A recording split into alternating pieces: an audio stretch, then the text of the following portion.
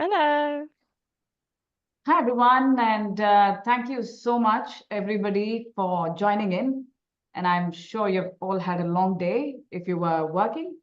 And thanks for also raising the curiosity because, of course, you could be binge watching or, spending time with your family. So you've decided and you've chosen basically to hear more from us for the next hour and a half, perhaps. So we are super thrilled and excited to run the open day today for the fourth time this year, I must say. So that's even more exciting because along with all our students, we learn as well. And I'm super thrilled and happy to introduce Dinesh Lobo, our head of education, who is joining us today, and also our special guest, Laura Lawrence. Thank you so much, Laura. And Laura is a legal expert at MUR Shipping and an interesting profile to our open day today because she is a student of Cohort 3 of the Understanding Shipping program. So we thought none other than a student reflecting her thoughts as well, right? So let's kickstart our session today where I'll be walking you through to what Understanding Shipping is all about, because I'm sure some of you are fixing ships, some of you are probably performing, I don't know, accounts or dealing with customers, performing a sale, reviewing contracts. But it's always nice to get just the peripheral of all subjects combined, so you're able to assess the macro aspects and just connect the dots, right? So let me kickstart our session today by sharing my screen. Let me know if you guys are able to see my screen, yeah? Yep. Perfect. Great. So the first thing I get asked every time when we run this program, or at least we start talking about it, is why and what matters. And I think those are two important questions because oftentimes when you look at maritime universities, educations, of course, they either offer MBA in shipping broader for, let's say, 2 years or probably more than a year. And then you'll have, even within the Institute of Chartered Shipbrokers, which we'll go through in some time, where it's about diploma, which is specializing in a specific subject, advanced diploma, and also looking at a professional qualifying examinations, which covers 7 different subjects. But I've also heard from people, especially when we started off, back in January with our first cohort, that we've seen quite a lot of profiles and interests, basically from people outside the core shipping operations, and those who probably are not fixing ships, are not doing laytime calculations, but they deal with maritime clients.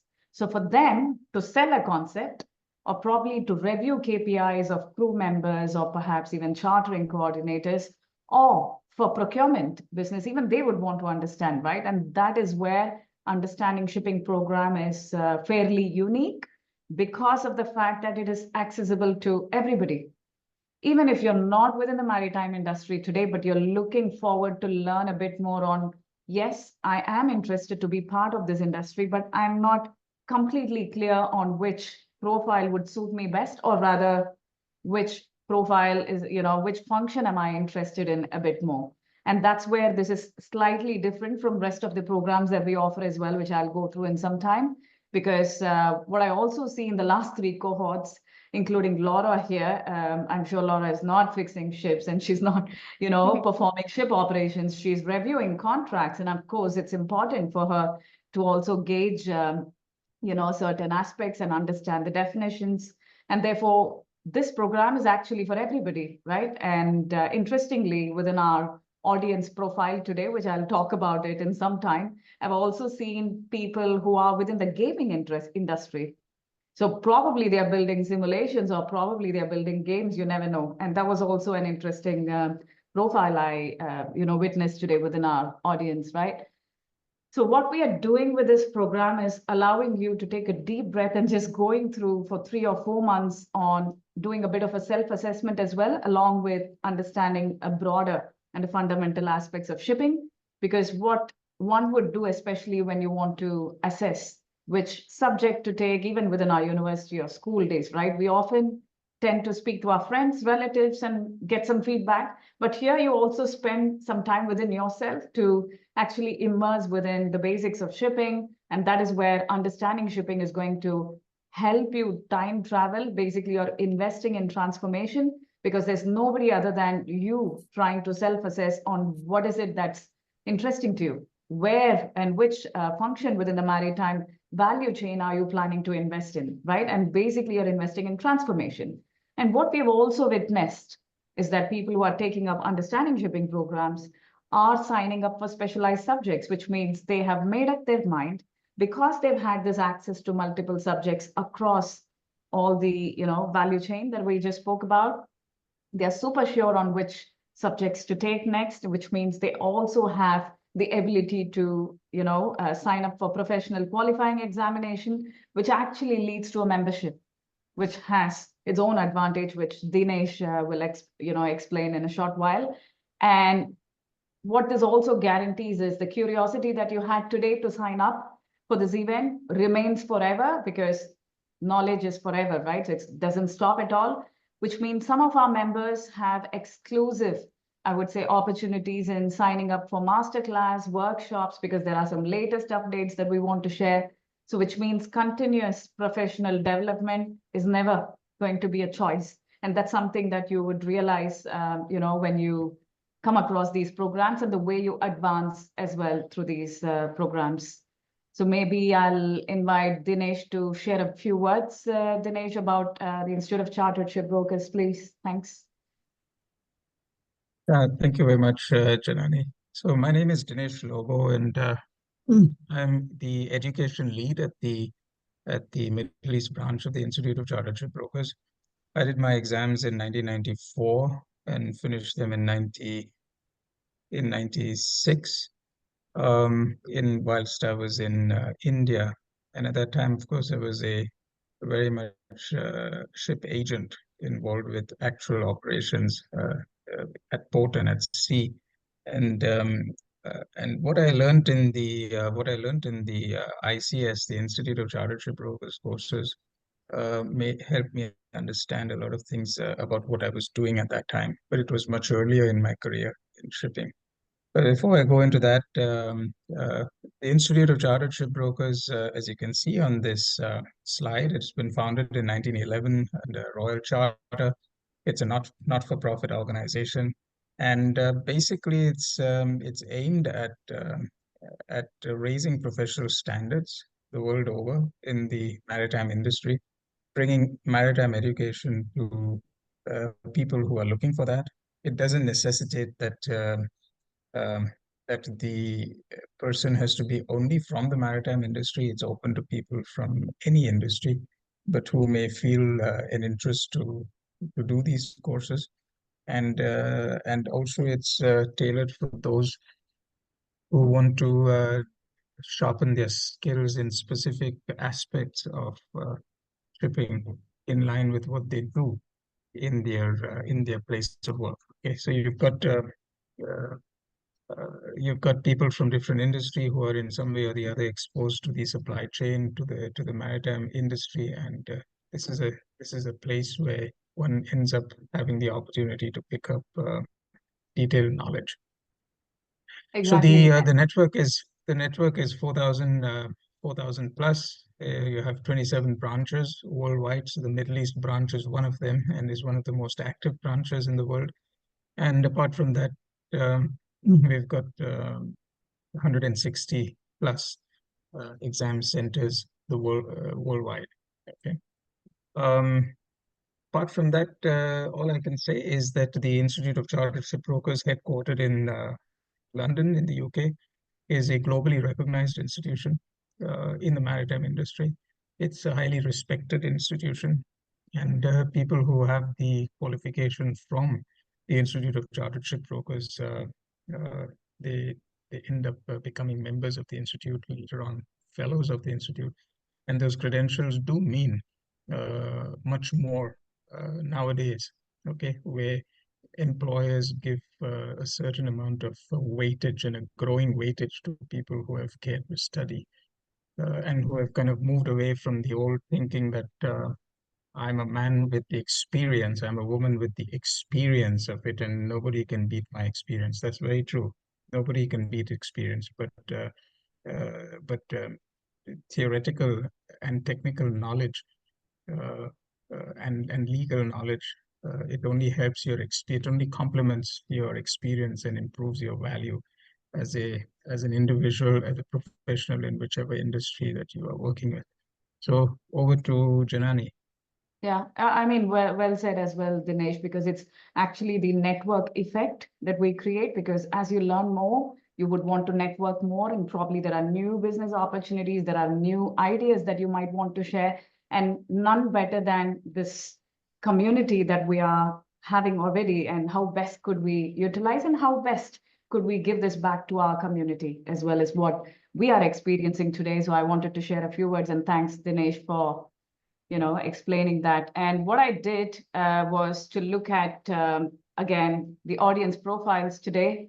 And 50% of the audience that we have today, and also the ones who have signed up, are generalists. When I say they are founders, they are, sales consultants, they are business consultants. So they're not really performing the core shipping activity, right? So what this means is that I understand they might want to play versatile roles. If that's the expectation, feel free to write on chat if you have questions, because I may not be able to see the chat, but feel free to raise your hands if you want to speak as well. But you also might want to get a broad business perspective, perhaps, and maybe want to improve on your problem-solving abilities. And of course, you're looking for networking opportunities, because if you were a dry bulk shipbroker, of course, you're an expert in that, unless and until you might want to shift to another industry or probably tankers, you might want to take up diploma, right? So we do have facilities and we do have success templates on that. But the fact that I tend to see always, generalists signing up for this course or wanting to know more, it's giving us even more confidence, because it started off merely as an experiment on how this will go well. And it's very clear that it is meant for everybody. So before I talk about the voice of our alumni for the first three, cohort, and I'm sure Laura is not an alumni yet because she's still our student, but maybe I would like to ask you a few words, Laura. So what was your motivation behind signing up for this course, especially the fact that you were from a legal department, and what questions were you asked by your boss, perhaps, and what was the motivation? Yeah. Hi, everyone. So I spent the first part of my working life, first 15 years, in a completely different area of law. So I hadn't touched shipping before. So for 15 years, I was in civil litigation here in the UK. And then last year, I had a big brainwave that didn't want to do that anymore. And I thought, oh, I'm going to go into shipping. So I joined MUR in the legal department. So obviously, I didn't know anything to do with shipping law, but I just thought I'd take the big jump. And then when I was just having a little look into what was out there to help me, that's when I came across the Understanding Shipping. And I thought it might be a good place to start, having no knowledge whatsoever. And the title itself sort of pulled me in. But yeah, so that's how I have arrived here and being a current student. But thank you so much again, Laura, not just for joining this session, but also, vocalizing the fact that sometimes we need to just understand the basics as well. And that's very important because I've always experienced that when you go deeper into specific subjects, you tend to miss the overview and you'll not be able to connect the dots. And that's precisely what our alumni have been reflecting as well. So we had one of a specific case reflected by a specialist who works for the procurement department. And of course, there are 10 modules within this program, which I'll go through shortly. But what he reflected was even more encouraging for us, because he recently coordinated the transport of a large compressor unit. And he ensured that the bill of lading was thoroughly read and more accurately documented, and all regulatory requirements were met. So this actually, this confirming, has actually prevented delays at customs, and it saved them significant costs. And these are the type of use cases, when I hear, it's even more encouraging, because what we strive to do here is not just campaign for this course, but also to create an impact in their work life, right? And the fact that they feel accomplished is what we are aiming at. And this was a specific case that I wanted to share. from the voice of a procurement personnel. I would like to take a few minutes to just reflect back on what we have learned as well. So we have had 3 cohorts so far. I mean, the 3rd cohort is up and running with Laura spearheading some of the sessions as well, and has been a consistent performer, I must say. And we've onboarded close to 95 students in the last 8 months. And with regards to the curriculum impact, we've always seen people reflecting that it enhanced their understanding of the basics, and that they are able to talk to their peers or to their bosses or to the industry people with confidence a bit more. And it also increased their curiosity because they keep checking Baltic Dry Index these days, which probably they never knew at the time when they signed up. And the fact that they keep asking us questions on why the container rates plummeted recently, if you have looked at our recent news links, which Dinesh also kindly shared on chat, if you would want to explore. And some of our students have progressed in their career path because, as I said just a few minutes ago, they made up their mind to choose a specific specialization within the advanced diploma or to diploma programs.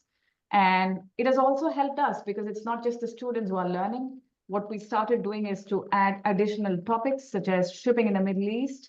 Wasn't there in cohort 1, which we added in cohort 2. And we will be adding additional topics on liner trades. Laura, don't worry if you've missed, but we'll be more than happy to share the curriculum with the cohort 3 batch as well. And in cohort 3, what we have done is usually we will have 1 session per module when you have 9 or 10 modules. But in cohort 3, we also learned along with our students that we need to extend our hours or extend sessions for certain subjects that really requires in-depth discussion, because that's where, as you scale through, it becomes even more interesting when you talk charter parties, when you talk, key documents in shipping, which is something Dinesh and I just had a session yesterday with Laura and the team. And again, students who are within the Understanding Shipping program are considered quite elite in the aspect that they have free entry to our networking events that happens in the Middle East region, mainly in Dubai, and they also have discounted price on masterclass. So it goes like this, right? If Laura wants to study more on corporate tax, we do have masterclass on corporate tax, for example, or for example, let's say bill of lading, or if you want to study more about dangerous goods, you have access to it at a discounted price. So we need to give back also to the community, right? And we also want to encourage them more. And what has happened in this process is I would like to thank the ICS Greece branch and the South African branch, because they've been running this program for nearly a decade. And they set up success templates and they shared that with us back during January, which we have kindly, absorbed, and we have added a bit more in terms of the way we have automated some of the processes that we had in the way we handle this program. And we worked a lot on the efficiency initiatives because we want to make sure we onboard our students faster. We want to make sure we deliver the highest quality support. And now this has become an ICS Middle East success templates, which means we've also seen not just people from the Middle East, we've also seen people from India, Sri Lanka, who want to join this program that's run by the Middle East. And that's how we are also growing, is what I wanted to reflect on the growth and reach that we've had worldwide. Of course, our strongest or biggest asset is our experienced tutor pool.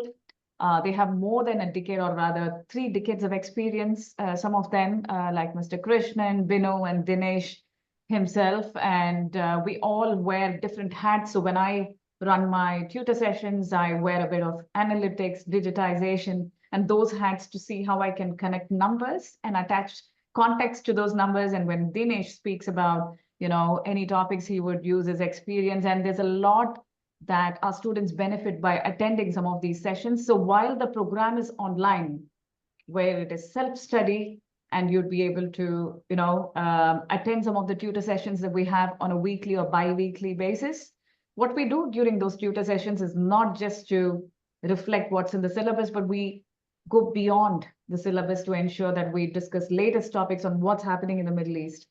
Why are there different routes right now? What are the new ports and innovations that we are coming across? So thereby it's more engaging. And of course, we retain the concepts in the syllabus that's there, but then we discuss a lot more than what's there in the syllabus. Right. So speaking of this program, I am keen to introduce the 9 topics that we have today within our program. And if you look at it, the reason why I'm connecting some of those dots, because the program is sequenced in such a way that you can connect geography to trade, which is the second topic. You can connect trade to the type of ships that can pass through certain ports, which means you need to understand the role of ports and the profile of those ports, which is important. And you need to understand the voyage, which is the from and to points. And sometimes there could be multiple discharge, multiple load. You never know, which means are they contracting on a time charter or a voyage charter basis? And how does that work? And what's ship broking, by the way? What key documents are being used? Because this is something that we went through yesterday, not just to understand the intricacies, but what are the risk and the legal aspects around key documents in shipping, and the development of ships and ship cycles, and the seven-year cycle, which you're probably aware of.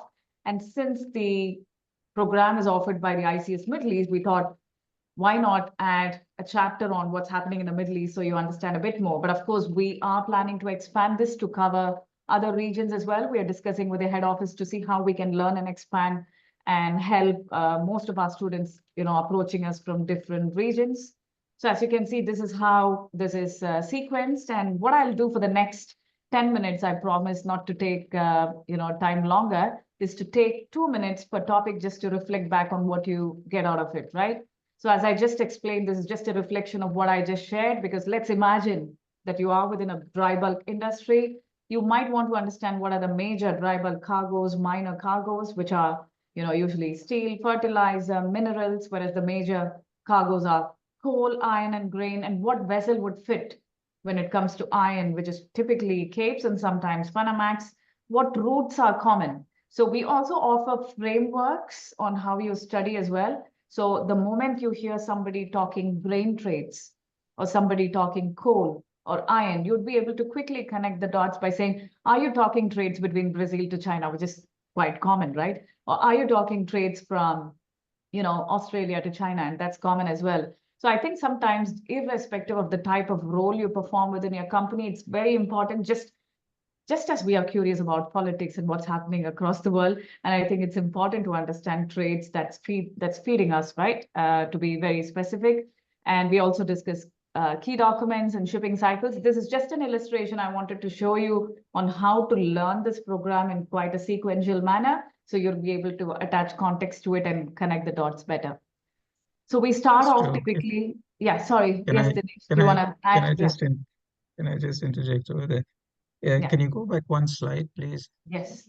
Okay, so over here, you've got the shipping in the Middle East. That's fine. This is cargo, vessel, route, and shipping cycles. But there are people in this audience just now who have gotten perhaps nothing to do with shipping, but who have got everything to do with shipping at the same time, because maybe they're sitting in a manufacturing organization or in a trading organization where cargoes are being traded from one port to the other, and those cargoes are moving by sea.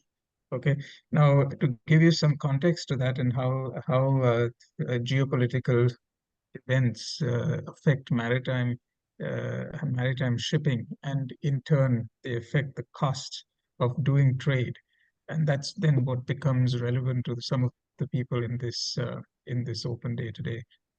Even when Russia invaded Ukraine, okay, the Black Sea became a place which suddenly became fraught with more risk. So on the insurance market, the costs of insuring ship hulls increased if they were to pass through the Bosphorus Straits in Istanbul and enter the Black Sea.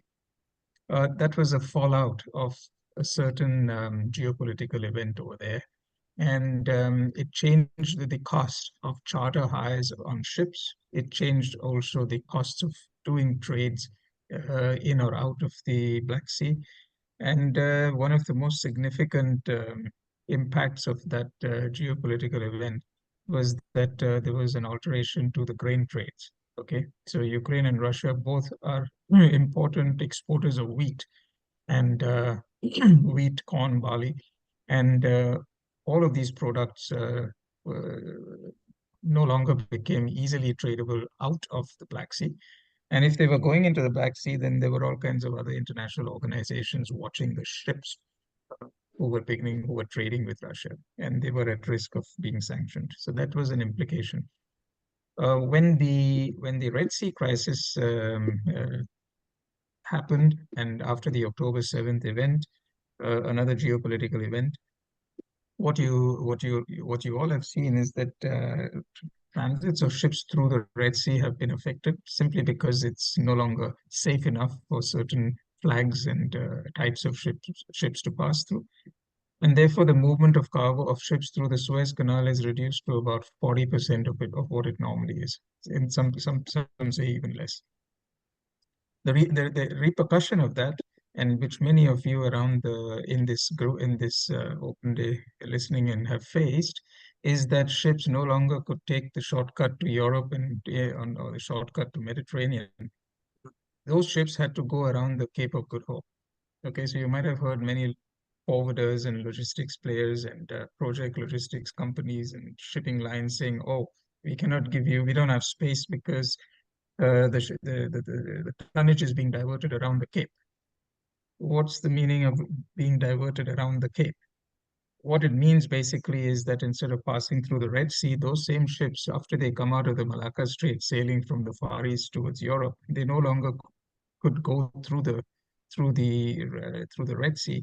They had to divert south and go around the Cape of Good Hope, which is around the African continent, climb all the way up the west coast of Africa, and then enter through the Straits of Gibraltar into the Mediterranean, or to sail further north to Western Europe.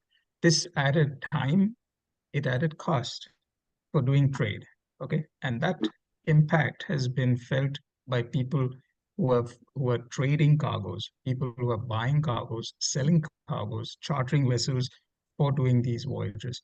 So, if a voyage of 49 days was possible through the Suez Canal, now it became something like about 70 days, simply because you've got a longer route having to sail up the west coast of Africa. So this is why when you're not specifically involved in the maritime industry, but you are involved in various industries which have some kind of connection with the maritime industry, you'll find that events in geopolitical events and various other events happening globally have an impact on shipping, and thereafter they have a very definite impact on different other industries, the cost of doing business, the cost of new projects, the cost of moving project cargoes from one place to another. And that is where you become involved and impacted. And therefore, your understanding of these aspects of the maritime industry helps you to be able to understand your projects better, to be able to bid in a more intelligent way, keeping in mind the different aspects that you are exposed to. And these are some of the key takeaways from your knowledge building when you do a course in shipping, even though your industry is not related to shipping. Yeah. Go ahead, Janani. Yeah. Thanks, Dinesh. And I think that was a fantastic example. And I think what you already reflected now is exactly what we do in our tutor sessions. So while the first unit might start off with maritime geography and international trade, where we would walk you through to the GDP of the country and how have they been contributing to the maritime industry and how the demand and supply works, and just touching, skimming the surface. What you would also hear from some of our tutors is exactly what Dinesh has explained, because why you would want to understand this a bit more. As I said, going back to your profiles, right? So you could be dealing with customers who are probably based in the Far East or probably based in Egypt. There's, heavy congestion in canal transits, right? So how would you prepare yourself, not just for conversations, but even if you're fixing voyages? And therefore, to maintain healthy relationship even with your own work to start with, and also to maintain a healthy relationship with your customers, and to be aware.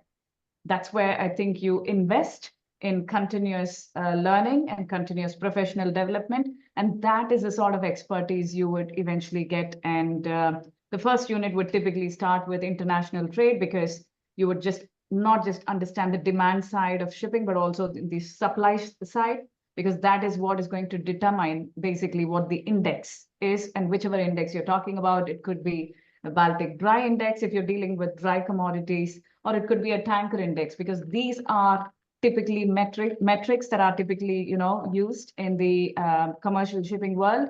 And therefore, understanding these jargons and continuing to use this in your conversations is going to strengthen your argument in different type of conversations you have, and also could be motivating further to learn more, right?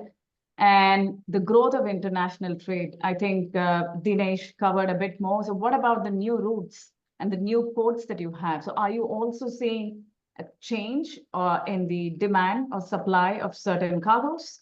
Or are you seeing, multiple vessel types that are quite common? Because you would always have, different types of routes and new emerging trade routes or regions. So what would happen eventually is to enable you to have a better market reach, because when you walk back and look at your career growth, right, you may have spent 10 years working within the dry bulk shipping industry, and you might want to switch over to the tanker industry. So you may want to understand just the peripherals on how the tanker shipping world works, and what are chemical parcels, what are stainless steel tankers, and everything sounds new to me. But if you were monitoring some of these, vessels and the way the vessels perform and the way, some of the cargo gets moved, and I think it's not going to be completely new to you. And that is where Understanding Shipping program will just raise the curiosity to not just focus on, the area that you currently belong to or the function that you perform. It would just take 10 minutes, probably perhaps every day, for you to just gauge through certain shipping journals and articles that Dinesh also shared on chat, for you to keep abreast of changes that's happening within the shipping world, especially on the trade side of things, right? Speaking of ships, which ship type are we talking about? What's the size of the ship? Because we just learned on the dry bulk side of things, right? So it's over 100,000 deadweight, then it is usually capes, and it can mainly carry iron and coal. So these things would just be in your fingertips the moment you start looking at it, and exactly what cargoes can carry specific ships, what's the eventual cycle, right, from designing to construction to operation or scrapping, right? And not that you're going to be designing a ship, not that you're part of the construction industry, but it's always good to understand the macro aspects of the ships and the ship design. And if you are part of the logistics and supply chain as well, it's always crucial for you to understand what are the efficient ways of loading and unloading and storage of goods as well, and ensure that the transportation is also secured and moved safely.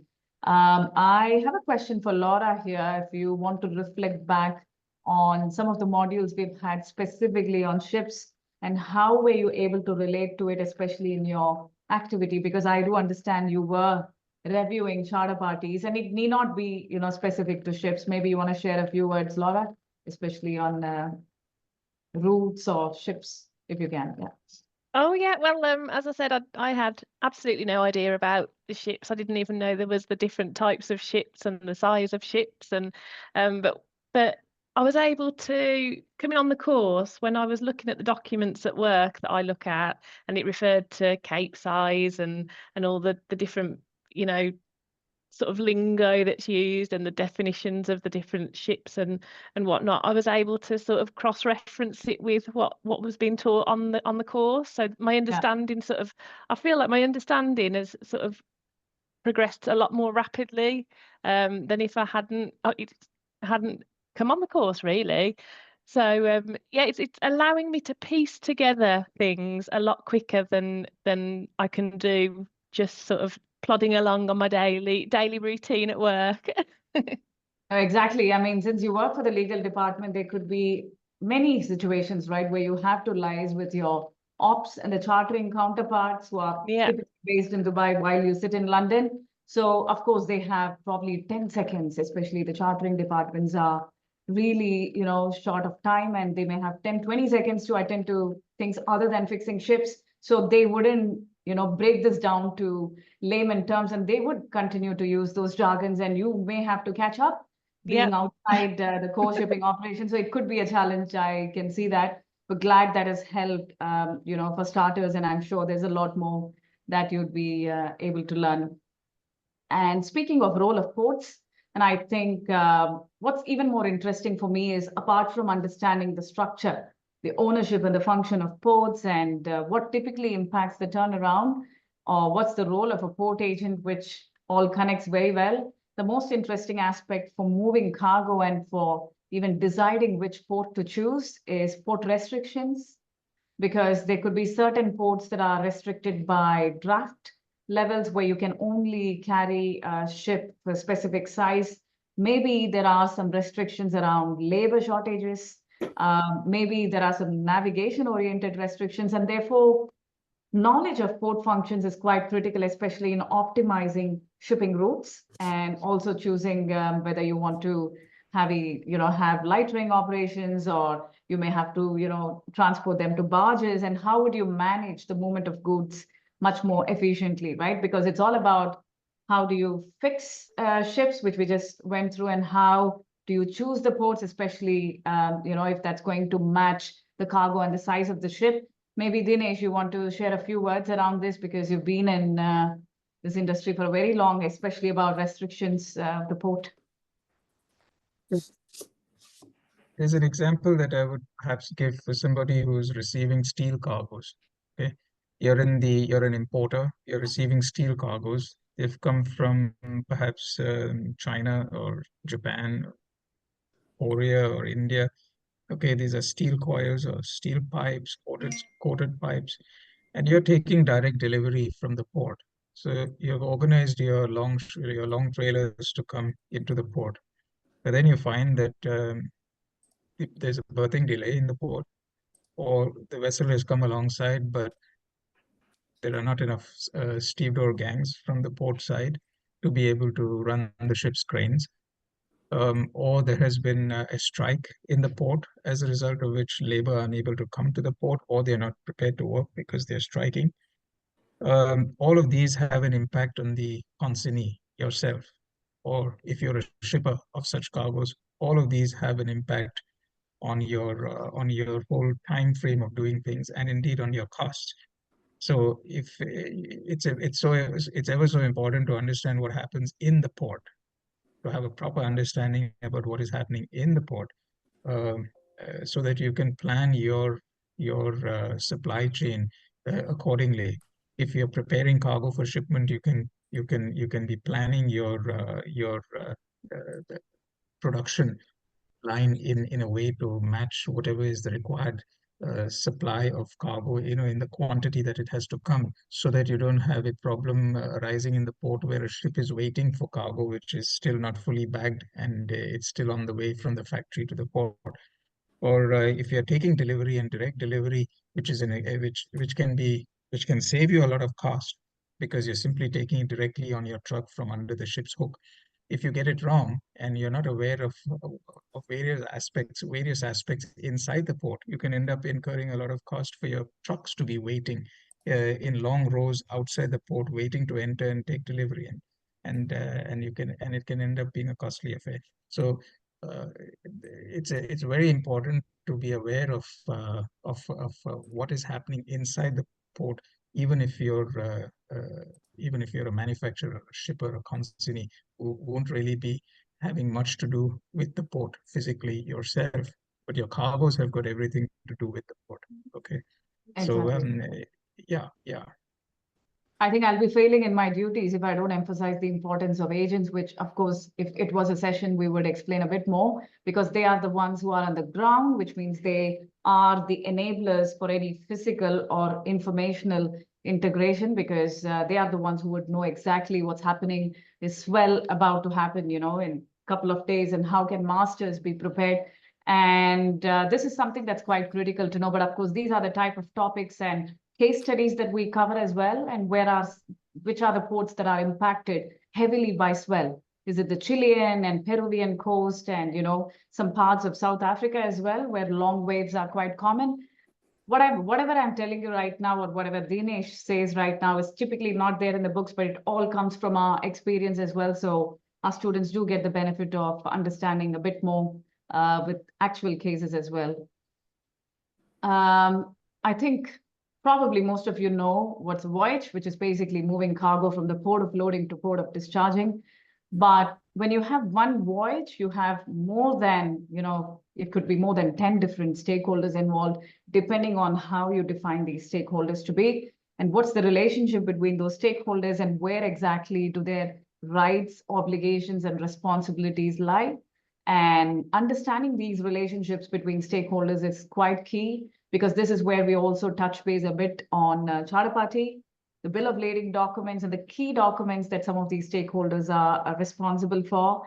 And it's also important to understand what sort of risks that they typically mitigate, and what are the legal and the compliance aspects and the regulations that governs as well, and how effectively do they manage the logistics as well. So again, what I'm mentioning is just, I would say, just a tip of an iceberg. There's a lot that we typically discuss in our sessions, but we do cover this topic, which is the most sought after topic. And this is the topic which we actually spread this across 2 different sessions, while it used to be just 1 session, because we did learn along with our students as well that we need to dive a little deeper, because how is the voyage executed? How does the commercial request of even fixing a ship starts, right? So how do the crews get on board, and what are the different aspects? Can a stakeholder be an owner and the operator, and what are the role of brokers in between? So we do connect different dots, which is quite useful for our students as well. And then speaking of charter markets and ship broking, this is quite key, because it's important for everybody to understand, if not the fact that you're actually performing a ship broking activity or you're fixing ships, it's important to understand how do ships typically find cargoes, and how do the cargo charterers find ships, and do they contract on a time charter or a voyage charter basis? Sorry, do you have something to say, Dinesh? Okay, I did hear someone speak. All good. So how is a fixture negotiated basically? And what's the role of ship broker, and how important the role of ship broker is? Because people probably think, oh yes, we could still fix a ship, we could still run the business without having a ship broker, but how their intervention here is going to be super effective for both ship owners and charterers, especially when they are, drawing a CP, right? And to give you a slightly different example, we had also an HR professional who was never, in charge of monitoring KPIs for chartering departments, and suddenly he or she had a task to set up KPIs for chartering, right? And the KPI was lost days. So as a chartering manager, if I was a chartering manager, if I am being assigned a KPI to reduce the number of lost days on the voyages that I fix, and it is being monitored by a HR professional, can you imagine how much the HR professional should also know chartering as a subject? Probably not, to the level that a chartering manager understands chartering, but he or she should also know what chartering does and how exactly these matrices are actually, monitored. And therefore, we've also had HR professionals reaching out to us to understand, I've been given a task or a project to understand the KPIs of chartering managers, but I do not understand, shipping at all, and I would like to understand a bit more. And this is where I would like to emphasize a bit more that this program is not just for someone who's into the core business within the maritime industry, but also who are enablers and who support the organization as well. And that's really key, just to give you a slightly different context. And it was an interesting session yesterday where Laura also really appreciated the importance of having a better understanding of these key documents, understanding concepts such as general average, which I'm pretty sure you have them solidly defined, Laura. I will never forget the definition of general average again. Yeah, I think it's almost imprinted or engraved in your whatever books or whatever in your mind perhaps, and it's really important. And we discussed at depth the manifest and the importance of other documents like manifest, on how costly it can be, especially when you are not having the right, precise and accurate, I would say, quantity, and how costly can it be to grow your business further in case you lose the business and there's loss of trust, and there are so many other legal complications and fines that the holder of the document should actually pay. And therefore, accurately understanding shipping documents such as charter parties, bill of lading is quite key, and it allows experts, if some of you are experts already, to trace and monitor the movement of goods, facilitate timely delivery, and also make slight adjustments, right? So there is this concept of unbalanced clauses that I'm deeply working towards within the analytics world, where I dive deeper into the clauses within the charter party to say, is it slightly unfavorable to my customer? Because there's this also quite a fancy term or a jargon called unjust enrichment. So which means that while cargo owners and charterers have an upper hand in drafting clauses, how can it be detrimental to ship owners and operators is one of my objectives as well. So to understand that a bit more and to add context to numbers, and I dive deeper into key documents, into charter parties to understand clauses, and then figure out what those unbalanced clauses are and support our customers, which are, who are mainly ship owners and operators, in ensuring that they don't do the same costly mistake again. So can you see that I am connecting numbers to context and studying deeper? And I would thank Institute of Chartered Shipbrokers for this, because the fact that I spent nearly more than 5-6 years with the Institute right now, being a student, and then now, working with all of you. And I think it has given me a lot of confidence as well in trying to understand charter parties, for example, a bit more. And of course, you may have your own use cases once you are part of this program.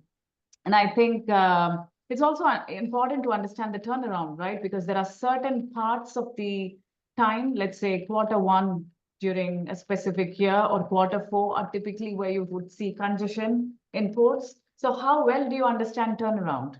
So where exactly does waiting time typically take longer? And why are there congestions? And I think it goes without saying that we witnessed quite a lot during COVID times.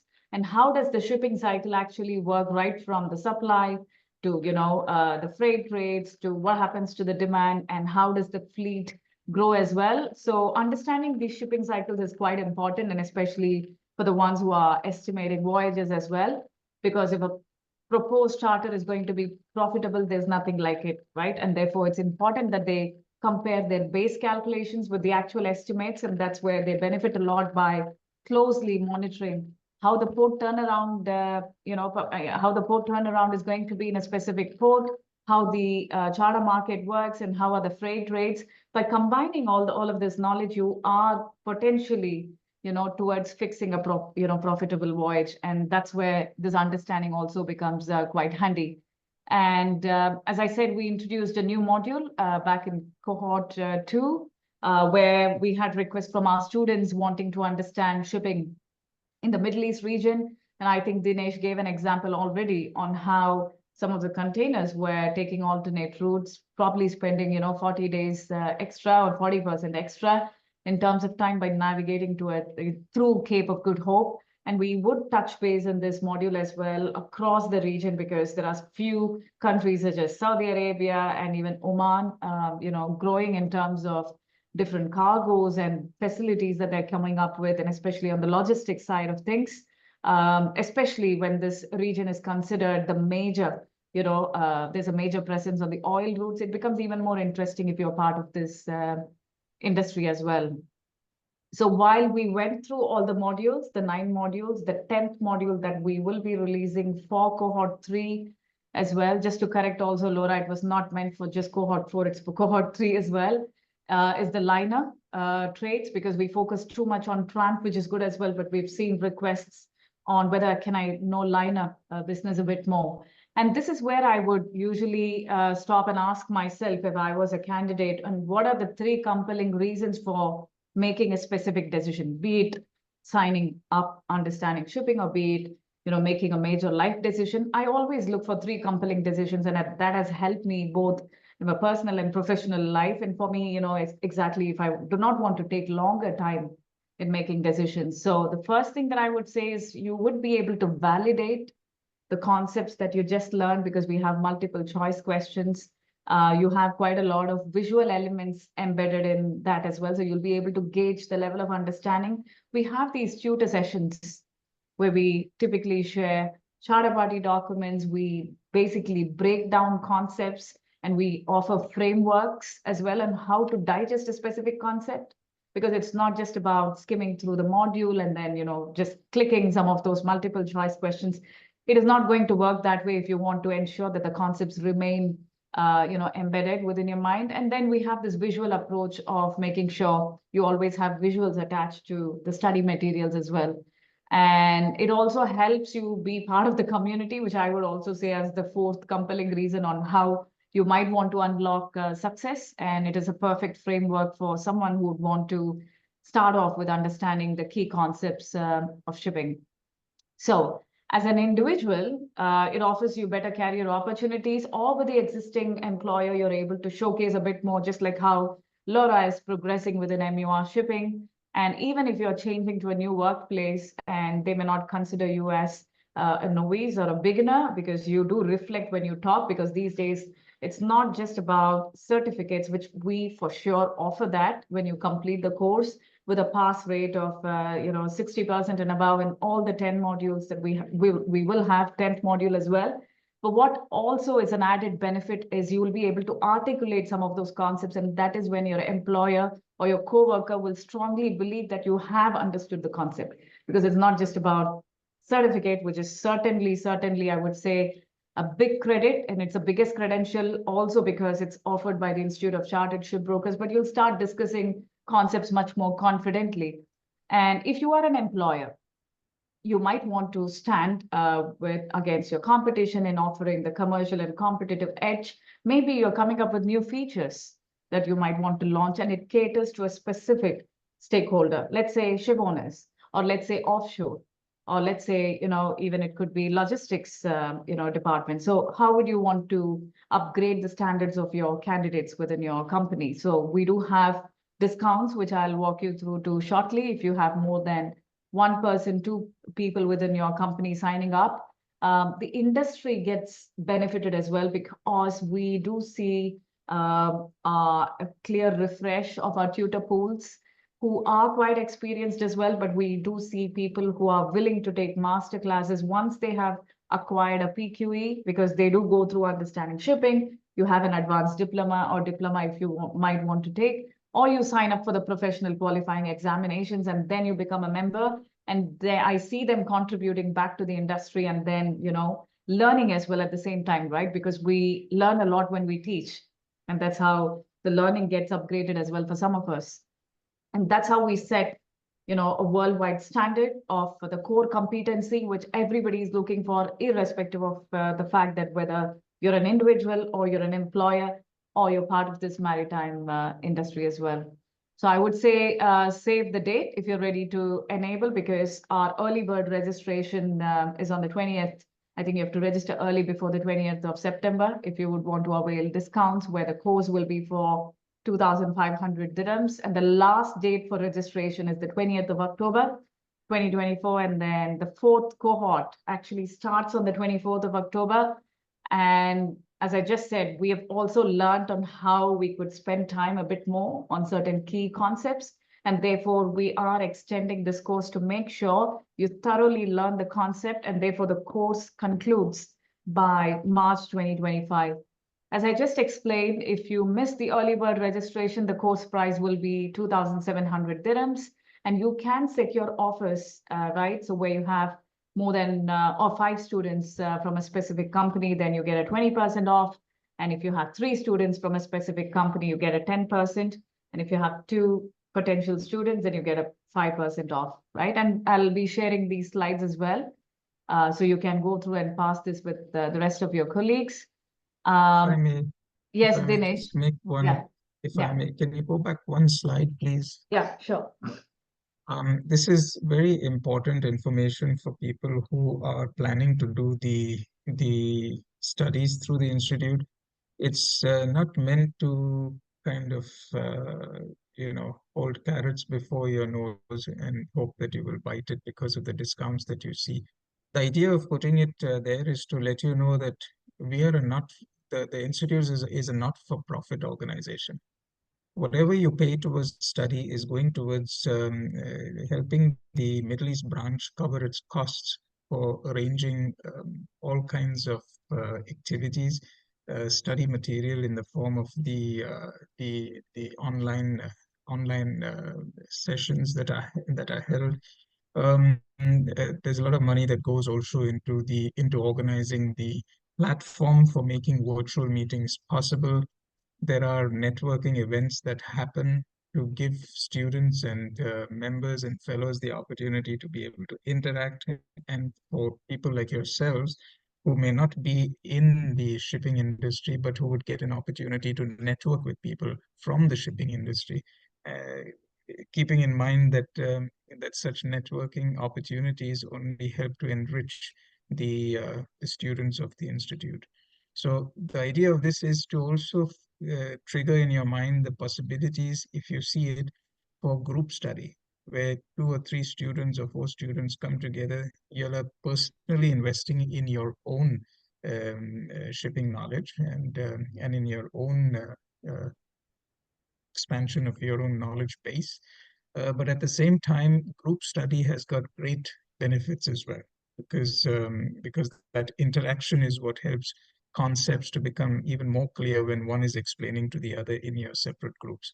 And when you come together as groups, bear in mind that there are obviously savings to be made for the whole group. Yeah. So the idea of this is not really to appear like a summer sale or a winter sale or a shopping festival sale, but to help you understand that there is benefit from group study. And if you'll actually go forward with group study, then there are cost savings which are useful and valuable cost savings to be made. And our intention is only to help bring education and maritime courses to the industry, to the local industry, to the local market here, for people from all walks of life, uh, solely with the purpose of helping you expand your knowledge base. We have no other interest in that except to give of our knowledge, to increase professional standards, and also to help to expand the reach of the Institute of Chartered Shipbrokers. Yeah, please go ahead. Yeah, thanks, Dinesh. And I actually reserved this slide for you because no better than you trying to emphasize a bit more on what's the breadth and depth of knowledge after understanding shipping. Yeah. I just need one moment to fix Sure. this charger to this laptop, but please go ahead and I'll turn it Exactly. on. I'll go ahead. I think this is probably a repetition, but Dinesh would join shortly if he's able to. But once you finish your understanding shipping program, you have a choice to directly sign up for professional qualifying examination. So what does that mean? There are 2 parts to it. One, of course, you gain knowledge because you do have to complete your core subjects, and you may be probably, given some I would say exemption depending on the industry that you work for right now, or perhaps you have done your diplomas already. But the total number of examinations that you may have to take up if you want to become a member of the Institute of Chartered Shipbrokers is to write 7 exams, where 4 subjects are from the core, I would say, group, and then you have a specialization group where you have a choice to choose any 3 subjects within the specialization, right, Dinesh? So that's completely right. The understanding shipping course is for people who are absolutely new to the idea of shipping, from people from various other industries, and also people who have just entered the workforce, so to speak, in the shipping industry. But there are very useful diplomas, the foundation diploma, the advanced diploma. And if you're effectively aiming towards that PQE, and that's a sum of 7 papers, but sometimes it's always better to, avoid biting off more than you can chew, and therefore doing the foundation diploma. Suppose you finish the understanding shipping program. Um, Thereafter, the idea would be to see how you can do the foundation diploma, because then you're only doing 2 papers, but you have to pass both those 2 papers in the same sitting.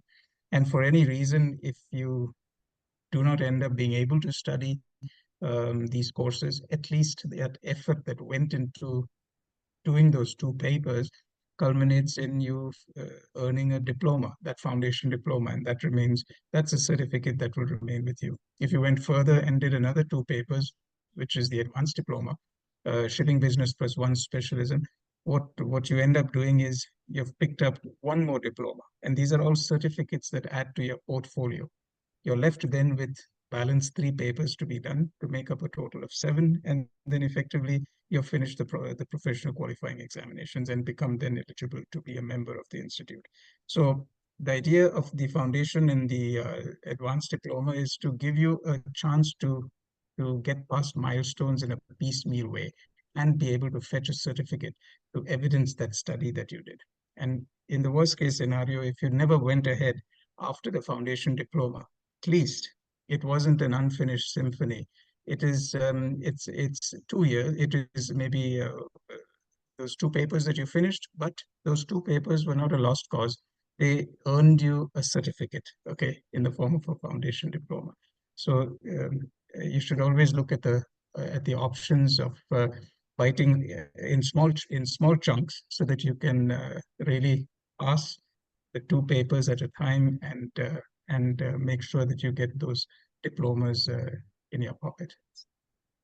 Exactly. And I'm sure even after the session today, you may have questions on, can I get an extension typically if I'm unable to complete the course in 4 months?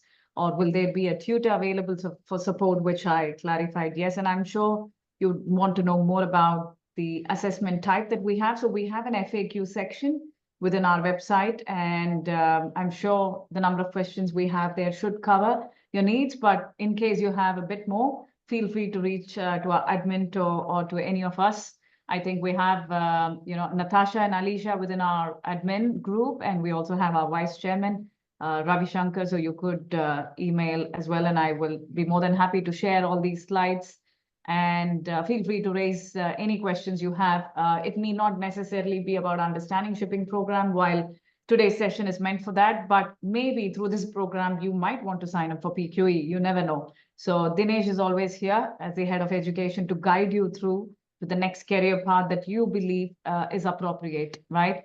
So I would like to, yes, Dinesh, maybe you want to say something? No, that's just exactly right. And what I wanted to convey also is that having spent the last 27 years in the UAE and about 32, 33 years now in shipping from the time I started boarding ships as a port agent.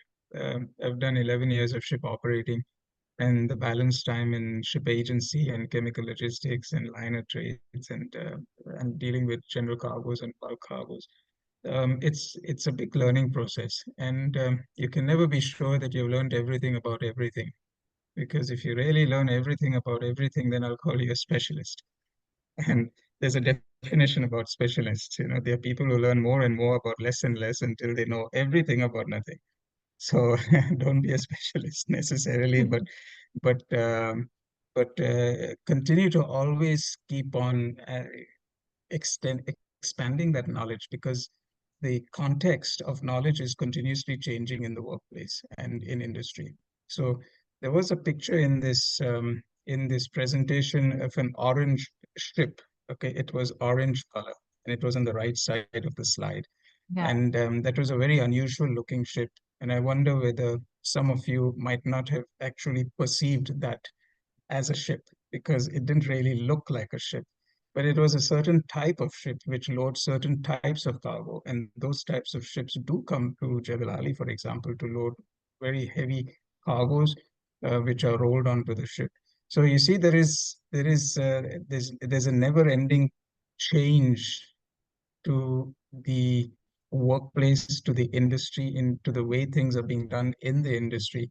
And therefore, I say that learning is not like a circle. I keep reminding whoever I get a chance to interact with, learning is not a cycle. You don't end up learning everything about something.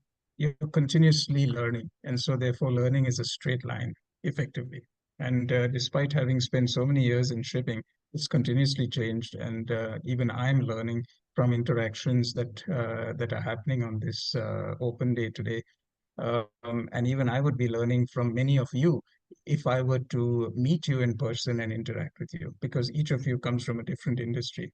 And no matter what your experience and years of experience, you have something to share, and we have something to learn. So I encourage you to, first of all, go forward in your efforts to expand your knowledge in your learning process. And we are here to support you in whatever way we can do. Yeah. I think we have an interesting question here. Maybe you would be able to guide us also, Dinesh, from Maunika. I've cleared foundation diploma in economics of sea transport and international trades. Will this course be, I'm sure you're referring to understanding shipping, will the course be useful for me?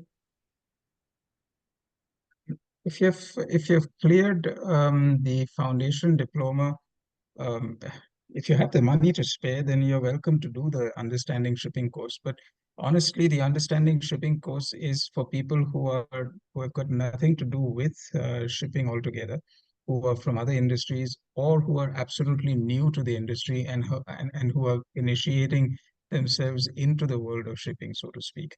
And therefore, it's an overview which gives a wide-ranging overview covering several different topics which Janani took us through. But if you have done the foundation diploma, that's already the introduction to shipping and one specialist subject.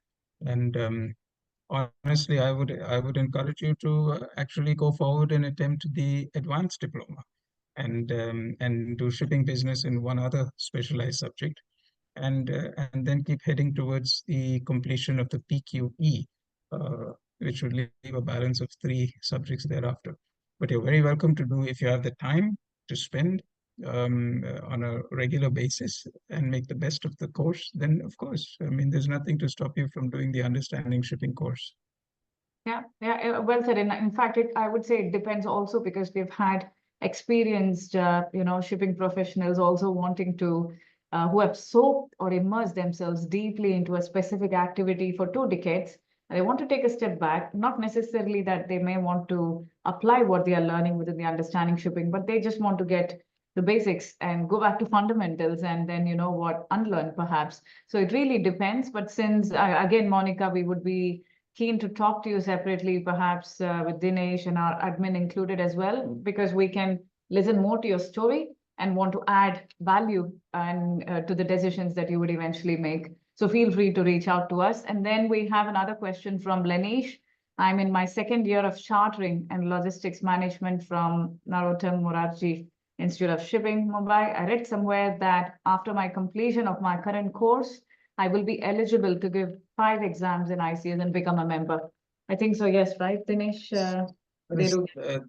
That is true. I'm not so sure whether you get 2 exemptions, but I'm certain that you do get certain exemptions. One of them will be from Introduction to Shipping. And I believe the course of the Narottam Mukherjee Institute does offer more than one exemption. If you write into admin@icsmiddleeast.org, we will be able to get back to you on that particular one. But you're right. I believe you will be eligible for an exemption. Do we have any more questions? Feel free to unmute and speak if you prefer. Otherwise, feel free to chat as well. And we're more than happy to support you even after the session, probably tomorrow or anytime next week, because I do understand that you may want to digest a bit more before you're able to reflect back as well. And we'll be more than happy to share the slides if required. But thanks again, Laura. Yes, Dinesh. I think everybody who's on this session today are in a WhatsApp group, right? Not yet, because WhatsApp group that's created was only for people who have signed up. But we do have their contacts in case we would want to reach out to as well. Yeah. Fine. Yeah. So whoever does have any queries, feel free to send in your email to the admin at icsmiddleeast.org, and then we'll certainly get back to you with a clarification. Exactly. Or if you're curious to know what we are up to, and because we do have frequent updates as well on what's happening within our branch, you could go to our website and basically sign up and fill in your name and email. And basically, you also get weekly updates on what masterclasses and workshops we are running. And when is the open day for the PQE, which is run typically by Dinesh, and you can get to know a bit more. So I'll be more than happy to even share our website link in case you've not managed to reach out. Any more questions for the day? I see Manisha, you are unmuted. Perhaps you have. Yes, I have one question. Hi, Yes. everyone. How are you? I hope you guys are doing well. So, Good. I am very new to this course. One of my friends, she is in chartering business. She suggested me to do that because recently, from past 10 months, I am a marketing director, more into IT side in a marine industry, a company called Golden Harbor. It's been 35. Am I audible, right? Yes, we can hear you. Okay. Yeah. Yeah. So she told me because I just want to today now what I am doing is I already know. So what I discussed with my friend who is in chartering business, I asked him that what should I do more to upskill my in career development. So how you suggest me how I am fit, how I will get fit in this diploma? Because I am into marketing. I'm a content creator, I am a content writer, graphic designer, video editor, and brand strategist, you can say. But how Yeah. I can fit in this diploma?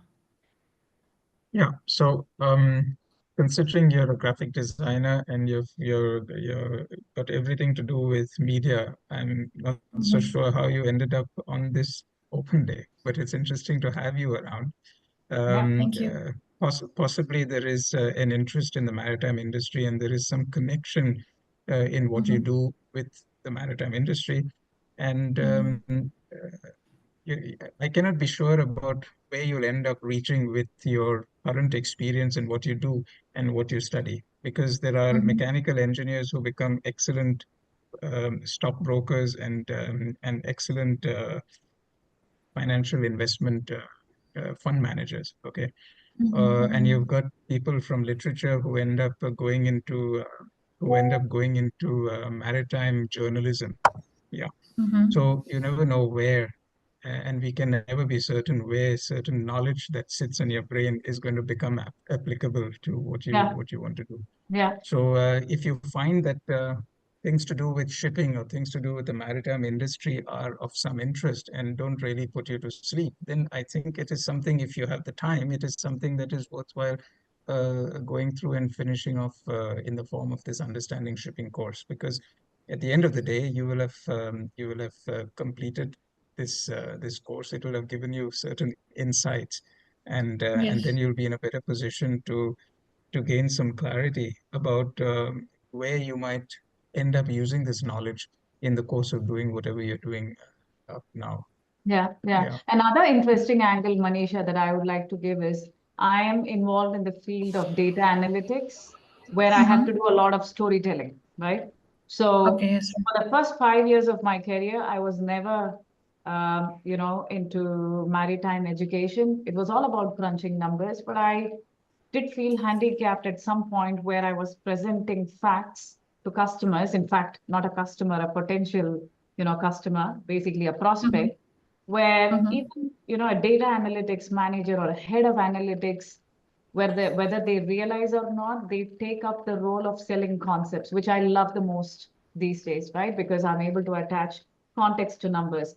And I also am involved, apart from data analytics, in the field of digital marketing, where I support Mhm. also ICS Middle East and many maritime arbitrators in storytelling and selling their concepts and services, let's say. So if I do not Okay. understand what is chartering, how will they be confident in partnering up with me, right? So you need to speak their jargon. So I attend a networking event and I'm able to connect to them when they talk about arbitrations and proceedings and the number of awards they receive. Then we realize it's not the award that we typically receive for succeeding in a career.